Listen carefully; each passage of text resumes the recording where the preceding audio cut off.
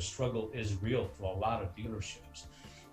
My advice would be to communicate with the upper level of the store or the group itself.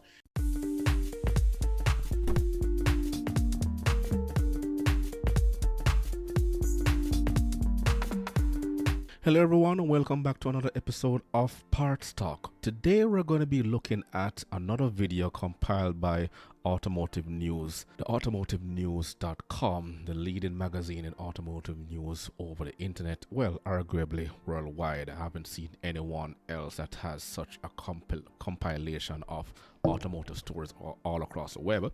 And usually this is where I get some of my automotive news and I try to mix it and give you as much as possible while incorporating some of the things that happens at dealerships and a little bit of expertise and consultation as we go along. However, over the last couple of years, we have seen companies hop on the bandwagon of social media. Facebook, Instagram, LinkedIn, to name a few. Some companies even have their own YouTube channel. Now, in my experience, dealerships have been slow to the party.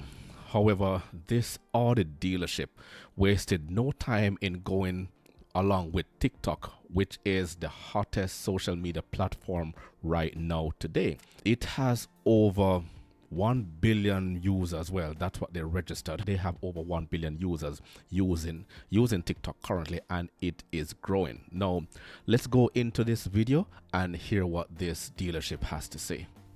It's the boss at work. It is Saturday afternoon. I got way too excited over this thing. Check this out. That's AJ Harb, the store's general manager. He says he found out about the app through his son and gave his social media manager, Matt Abramchek, the green light to start making videos back in May 2021. So I started out doing just Facebook and Instagram. TikTok was always a plan. It took me a while to get started. AJ had to push me a little bit to do it. Once I started doing it and kind of getting a roll, I saw how valuable it became. All the views we were getting, so we just kept going, and it's still doing good today. That's Abramchek. So I'm going to be interrupting as we go along because we have to pinpoint some of the areas that I want to highlight here, and it has to do with leadership and management. Okay, so the only thing constant is change. Try to remember that, and you always have to look for things that will add value to your business, and dealerships is one such that you have to keep abreast of the changing times in order to capitalize on sales and the marketing trend that is out there. Let's continue. He's the man behind the camera in most of the TikToks on the dealership's page. The dealership has made 2 vehicle sales that it can attribute directly to their TikTok posts. This RS7 and an S8. Here's Harb. Matt did a really good video of the RS7. This was back over the summer. It was the matte gray RS7. And we did this video. I was in it talking about the car and the horsepower and the modification that it had. And it was Matt's idea to kind of, hey, let's start this zoom. Let's go zoom into the grill.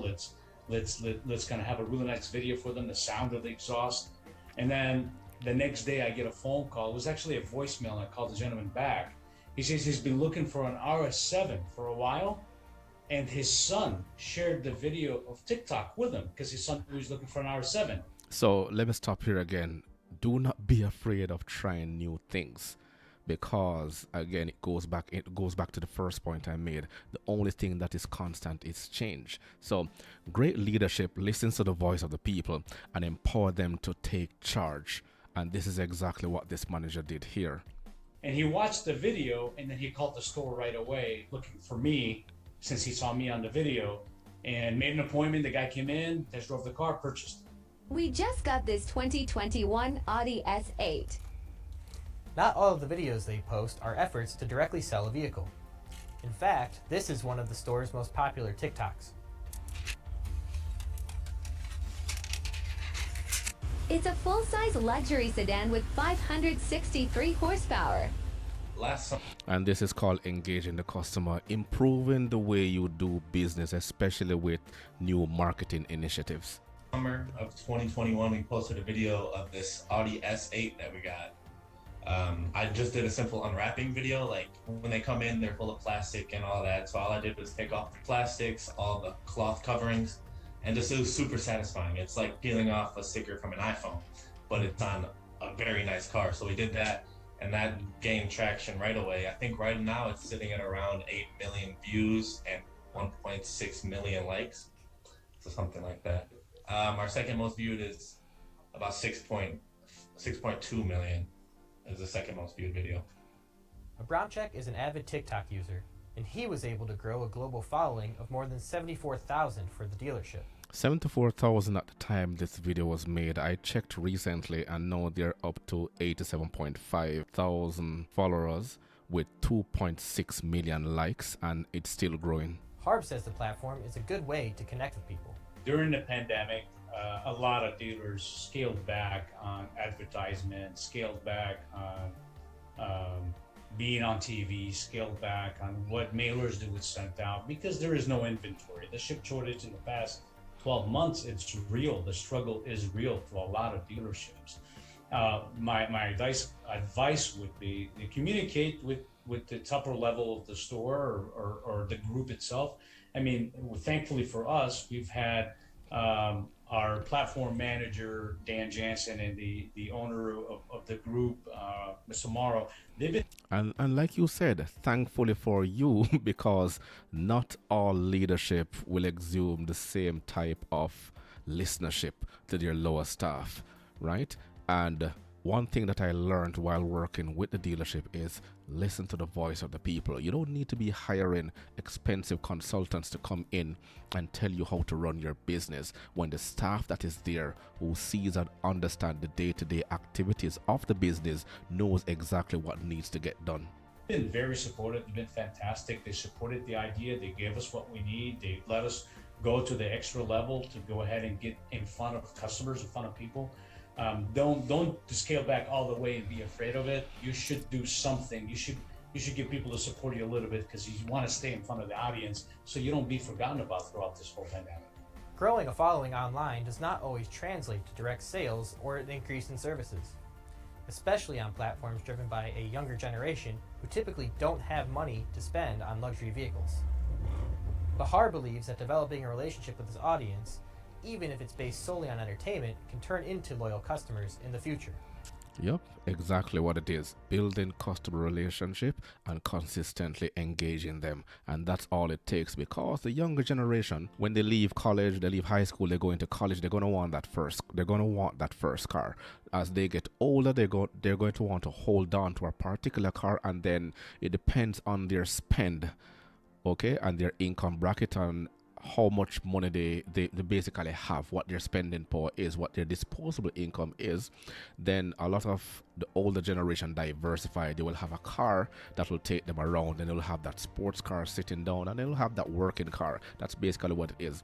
But when you have the younger generation coming out, they always dream of having that pretty nice luxury car. And one way is to engage them from early to let them know that, hey, if you have a choice, let your first choice be with us.